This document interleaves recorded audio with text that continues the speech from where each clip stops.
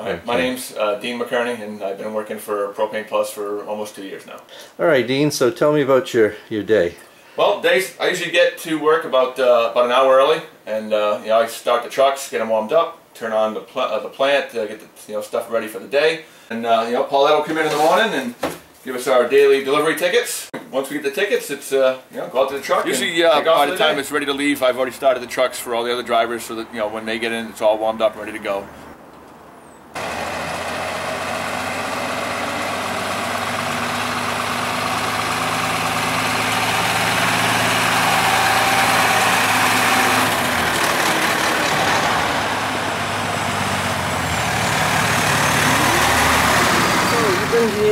With Propane Plus for? It'll be 2 years, June 16th. I was hired June 16th of 2011. And what did you do before that? Before that, I was in the trash industry for the last 17 years. And I was tired of doing trash. So this is a little cleaner. Oh, this is definitely, definitely smells better. You get used to the smell of propane, and it's a good job, it's a good company. That's good. Yeah, so I'm definitely glad I made the switch. 90% of the stops are fairly routine. You just, the delivery ticket will tell you whether to back in or drive in or fill it from the street, and then you just, you do a little bit of computer work, you drag the hose to the tank, you fill it, drag the hose back, and on to the next one. And during the blizzard, we got to work at 2 in the afternoon, and we were out there till 10 o'clock at night. That was exciting. Trying to go through the snow, the people in snowmobiles going by us as we crawl along at 10 miles an hour. Yeah. It's all part of the fun of working in the wintertime. What's driving one of these things in snow like? These things are not very good in the snow. Yeah. You would think that because it's a big heavy truck that it would be good in the snow, but it's not. They slip and they slide all over the place. Yeah. You got big tires, you got a heavy load, a high center of gravity. So they tend not to be very well, they don't drive very well in the snow. So you go slow, you just drive accordingly. Yeah, yeah. And it's usually not so bad. None of us have wrecked one yet. That's good. Yeah, that's very good. Yeah. That wouldn't be a good thing.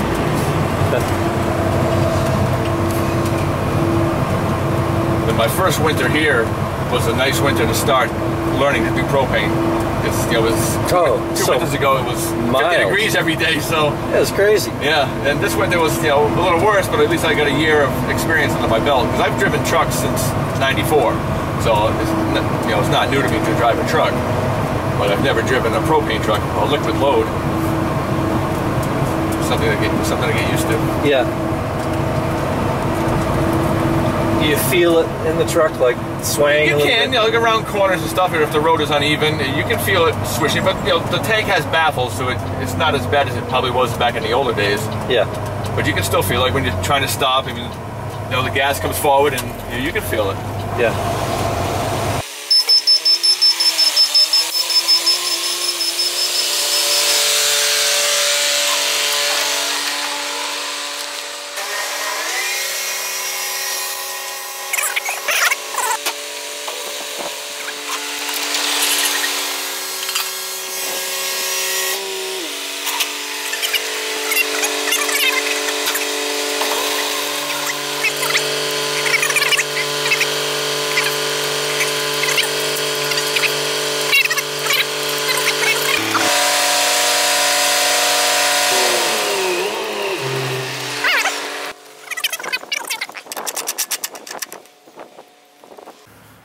Oh, you do that remotely?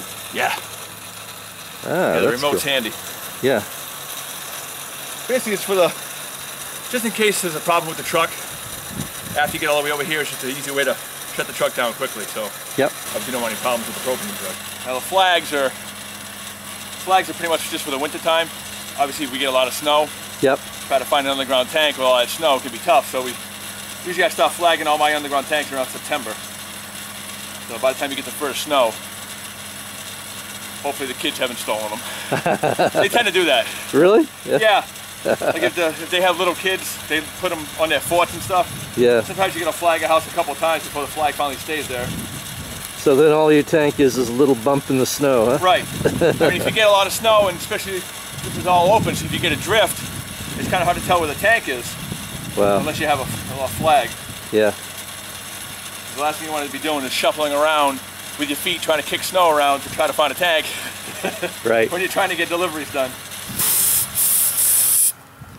We're at about almost 85%, so we're almost there. A lot of times when you get towards the end, like the gauge will peg, and it gets pegged past 90, then you're just going to keep shutting it off and checking the bleeder to know when it's full. If I'd known I was getting videotaped today, I would shave. The idea is to try to get the hose to be, have it run nice and flat. Otherwise, it gets all bound up in itself when you're going to the next stop and you're pulling it, it's not fun.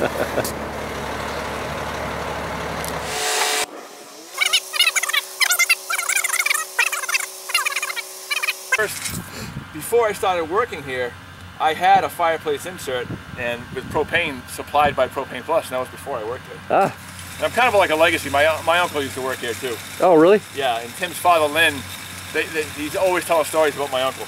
Yeah, he's always. My uncle's gone now. He passed away a couple years ago, but they used to call him Wacko Macko, and the name fit. So, in other words, you get to have responsibility for everything he did. Well, I hope not. He was a hard worker, though, Lynn. I'll tell you, Lynn talks about him all the time. Yeah. He was a hard worker, definitely. Yeah. When I first started working here, Lynn knew a lot of my family. So, I mean, he had a lot of great stories that I'd never heard before. So it was, that's neat. And when Lynn's down in Florida, he's usually at the shop every morning with his coffee and his newspaper, sit and talk with the guys. And as soon as we leave, he'll go over to the Lynn's propane side of the business and sit with them. This is always the lifeblood of any propane guy delivering to people's houses. You have to have doggy cookies. It's never a bad idea to be friends with the customer's dogs. They pretty much let you on the property or they don't let you on the property. And buy the good ones, don't get the crappy ones. The dogs will appreciate it.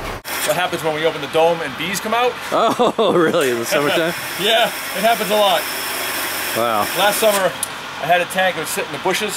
Yep. So I'm looking around, I'm always looking for bees. So I open up the lid, and there's no bees. I'm like, oh, that's good. And then I see him coming, he come out of the bush. I could see him coming right at me, and he stung the inside of my nose. Ooh. That hurt.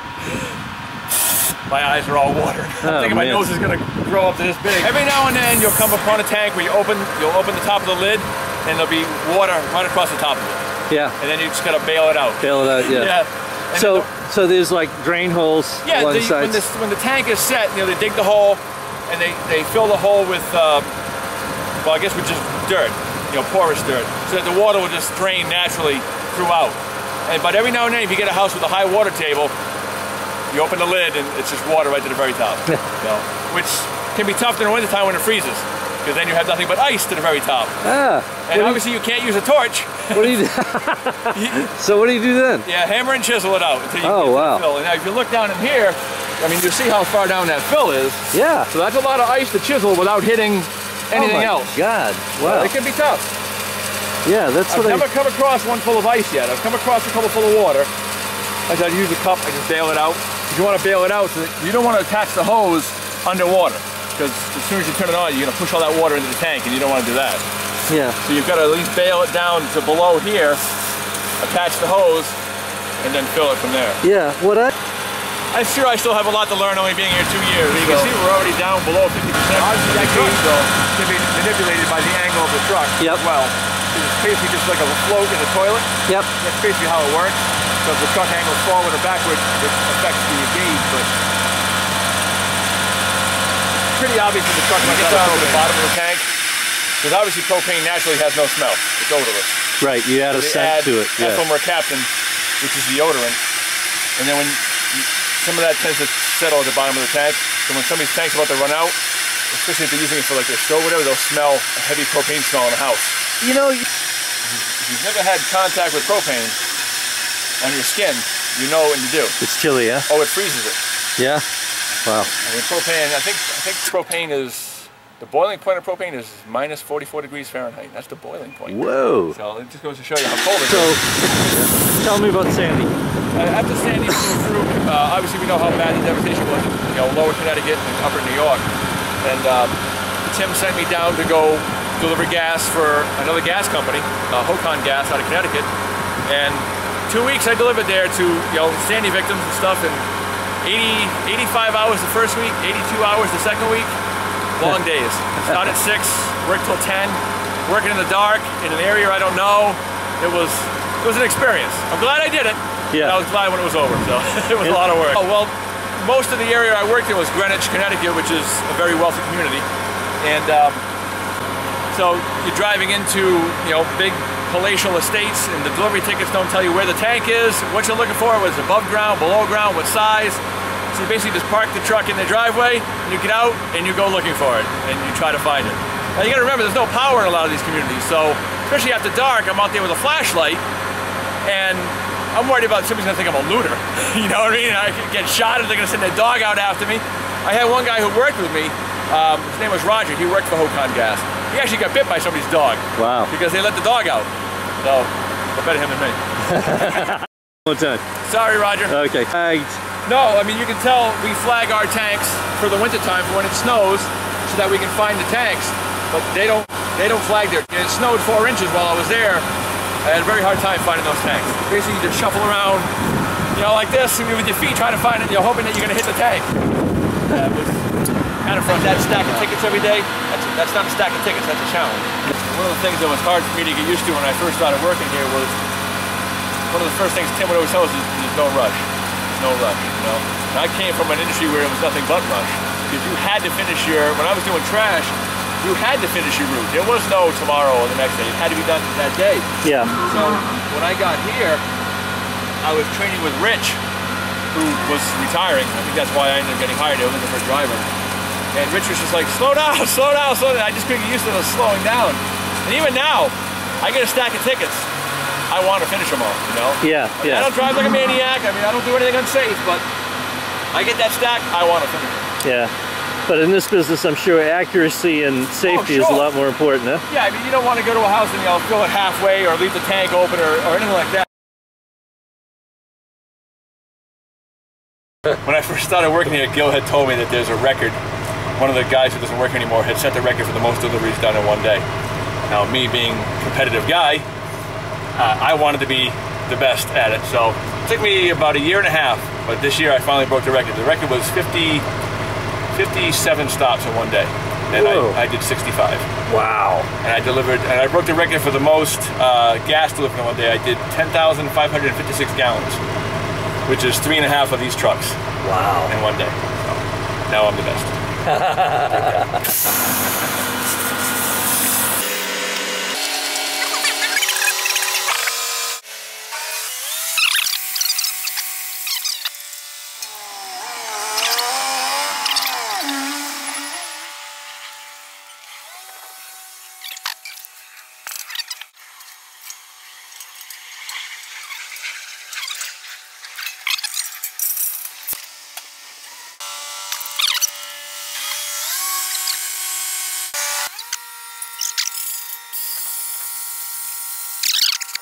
The customer at this house, they prepaid for their gas in advance. So according to the delivery tickets, they only have 93.10 in their contract. So in order to make sure we don't go over that much, we're going to fill from the back of the truck instead of at the end of the hose, so that we can watch the counter. When the counter reaches like 85, I'll slow it down, so it reaches 93.10, then stop it right at that.